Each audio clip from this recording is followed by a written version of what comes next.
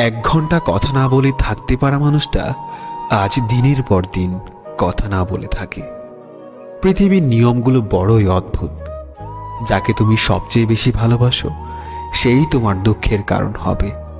প্রিয় মানুষগুলো শুধু রাগটাই দেখে, রাগের মধ্যে লুকিয়ে থাকা ভালোবাসাটা দেখে না। মিথ্যে প্রতিশ্রুতির চেয়ে কাউকে সরাসরি ফিরিয়ে দেওয়াটাই ভালো।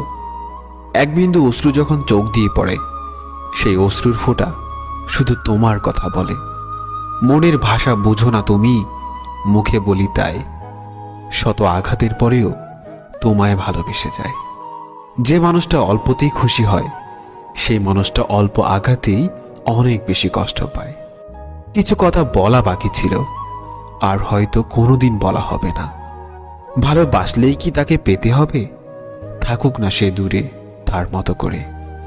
কেউ না চেয়ে পেয়ে যায় বারবার, আর কেউ হাজার চেয়েও পায় না।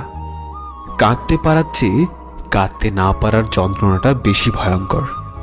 হয়তো তোমায় পাবো এই আশা নিয়ে এখনো অপেক্ষায় থাকি। শূন্যতা অনুভব করা যদি ভালোবাসা হয়, তাহলে আমি তোমাকে প্রতিটি মুহূর্তে ভালোবাসি। সত্যিকারের ভালোবাসাগুলো কখনোই সঠিক মর্যাদা পায় না। কপালে সুখ লেখা না থাকলে সেই কপাল পাথরে ঢুকেও লাভ নেই। এতে কপাল যথেষ্টই ফোলে, কিন্তু ভাগ্য একটুও ফোলে না। অনেকক্ষণ রাগ করে বসে থাকার পর মনে পড়ল, আমার তো রাগ ভাঙানোর মতো কেউ নেই। দুনিয়াতে সবাই তোমাকে কষ্ট দেবে।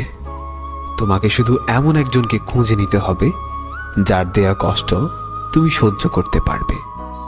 প্রতিটা মানুষেরই কোথাও না কোথাও দুর্বলতা থাকে। আমার দুর্বলতা হচ্ছে তুমি। যেখানে নিজের মূল্য নেই, সেখান থেকে কষ্ট হলেও নিজেকে সরিয়ে নেওয়াটাই উত্তম। ভালো থাকে কিংবা খারাপ থাকি, মানিয়ে নেওয়াটা চরমভাবে শিখে গেছি আলহামদুলিল্লাহ। আমি ছিঁড়ে ফেলেছি ডায়েরির পাতা, যেখানে লেখা ছিল হাজারো স্বপ্নের কথা। শুধু ছিঁড়তে পারিনি আমার মনের পাতা, যেখানে জমা আছে অনেক ব্যথা। আমি সবসময় নিজেকে সুখী ভাবি, কারণ আমি কখনো কারো কাছে কিছু প্রত্যাশা করি না। কারো কাছে কিছু প্রত্যাশা করাটা সবসময় দুঃখের কারণ হয়ে দাঁড়ায়। হাসতে ভুলে যাইনি, শুধু বাস্তবতাকে বুঝতে শিখে গেছি।